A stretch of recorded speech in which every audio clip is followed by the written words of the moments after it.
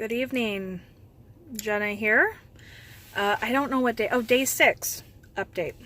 Haven't been updating every day like I should, but honestly, not that much has changed between last time and this time. So, the only adverse effects that I've had from the Obalon Balloon, besides obviously a reduced appetite, is my acid reflux. Not very fun. Very nasty. Nasty burps. Luckily they don't stink. They're gross. A lot of people complain of having nausea or cramping. Luckily, I am not one of those people. So I feel like it's a big success for me.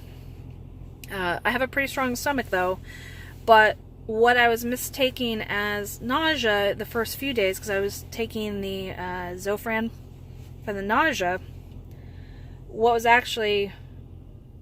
I thought was nausea was actually acid reflux. So that's when I introduced Tums, and thank you, Tums, for everything you do. I will take it. There's a warning label about taking too many, so I actually do 1 tablet at a time instead of the 2 tablets that they recommend. Just try to space it out a little bit. But I have now become my mother, and I keep Tums in my car. I keep Tums in my desk. I keep Tums by my bed, and I keep Tums downstairs in the living room. So, Tums everywhere. I have found that the way to avoid acid reflux is to avoid no-no foods. No-no foods for me are high fat, rice noodles apparently, which I love in my pho. So now when I have pho, I can only have broth. Bell peppers. Fresh. I have discovered that my body is okay with lox and bagels though, but no red onion or capers. But I don't like capers, so that's okay. But when I do have lox and bagels now, instead of having 2 halves, I have a bigger stacked, but only 1/2 of a bagel, which is a huge improvement.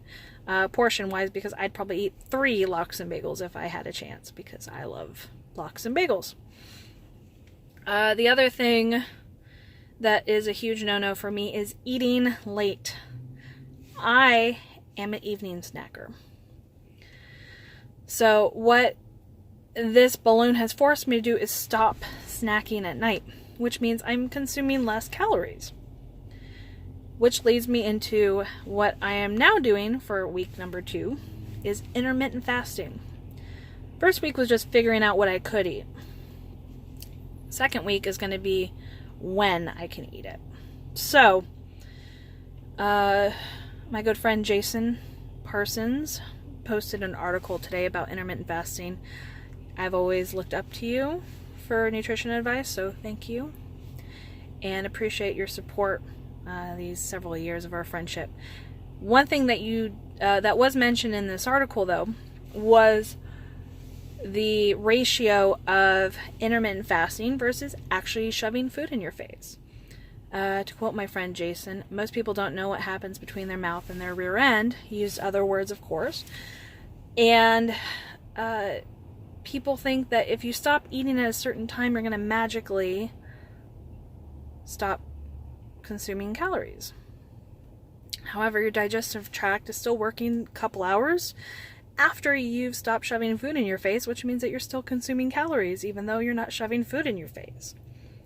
So when you skip breakfast and you think you're intermittent fasting, all you're doing is skipping breakfast. Yeah, let that sink in.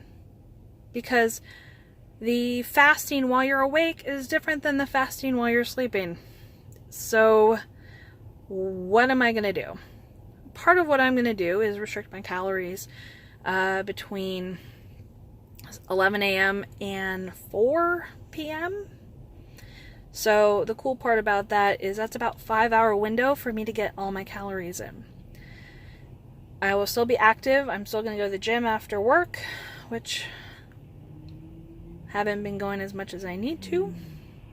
But I have been doing core exercises and things at home. I just recently hurt my back a little bit, so I've been having to do more stretching and that kind of thing. But still continuing my core exercises as well. And then by the time I get home, it'll be probably 7 or 8 o'clock, and I'm not eating anything. I'm done. Because acid reflux. No thank you. Not worth it at all. I mentioned in my last video I added blocks underneath the head of my bed as well. So it gave me a nice little incline so that the acid doesn't wake me up in the middle of the night in excruciating pain. Because that's not fun, being afraid to eat. So, long story short, I am trying this more stricter version of intermittent fasting. And that means also bringing my lunch and a snack, because there is no way that I can go out to eat and not order a giant sandwich or burger or hot wings or pizza like my work ordered last Friday for our ribbon cutting. So, meal prepping. That's going to be my goal later this week. Anyways, any questions? Post them in the comments. I'll try to respond, or you can message me. Yeah. I hope you guys have a wonderful week and stay tuned. Oh, and I'm at 201 still, but that's okay. 201's good. That's 10 pounds off. We're good. Have a great day.